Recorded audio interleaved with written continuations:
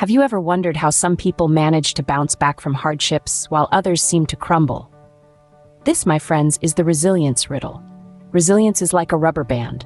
When life pulls you back, stretches you to your limit, you have two choices. You can either let go, or you can bounce back stronger than before. Resilience isn't about being impervious to life's storms. Rather, it's about weathering them and returning to your original shape, much like our rubber band friend.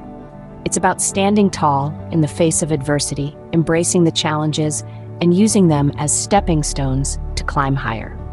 You see, everyone has the capacity for resilience. It's an innate part of our human nature.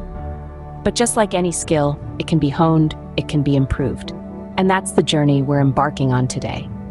Remember, it's not about avoiding the hardships, it's about how you rebound from them.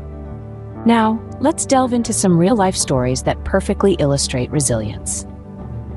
Our first story revolves around a high school student named Jeremy. He was a constant target of bullying, a daily torment that could have crushed him.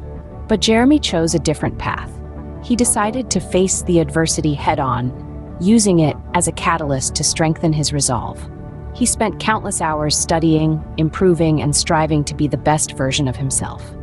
His efforts culminated when he walked on stage as the valedictorian of his graduating class, a triumphant testament to his resilience. Then there's the tale of a woman named Marjorie. She had worked in the corporate world for over 2 decades when she unexpectedly lost her job. While the blow was harsh, Marjorie refused to be defeated. Instead, she embraced the challenge as an opportunity to pursue her dream of starting her own business.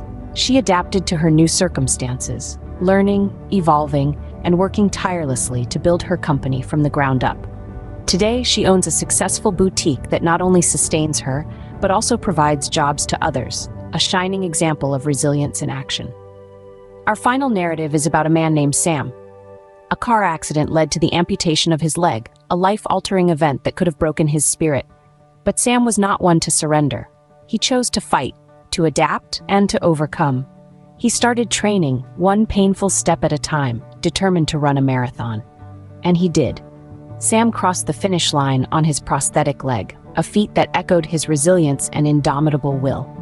Each of these individuals had their own unique challenges, but the common thread binding their stories is resilience.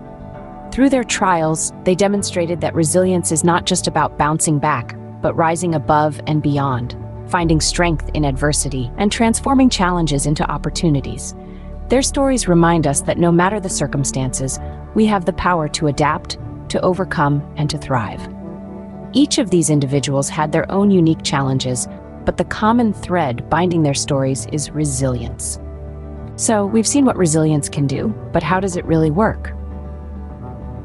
Well, it's much more than just bouncing back. It's about having a mindset that thrives on challenges, a mindset that sees problems as opportunities for growth. Resilient individuals don't just maintain a positive attitude, they embrace the full spectrum of emotions, understanding that it's okay to feel down sometimes. What sets them apart is their ability to manage these emotions effectively. Think of resilience as your psychological immune system. Just as your body fights off physical illness, resilience helps you combat stress, adversity, and life's inevitable setbacks. It's about bending, not breaking, and using that tension as a springboard to bounce back even stronger. Importantly, resilience isn't about suppressing emotions, but rather acknowledging them, understanding them, and using them as a stepping stone towards growth and learning. Resilience isn't a trait that only a few possess. It's an approach to life that we can all adopt. And remember, it's not the fall that defines us, but how we rise after falling.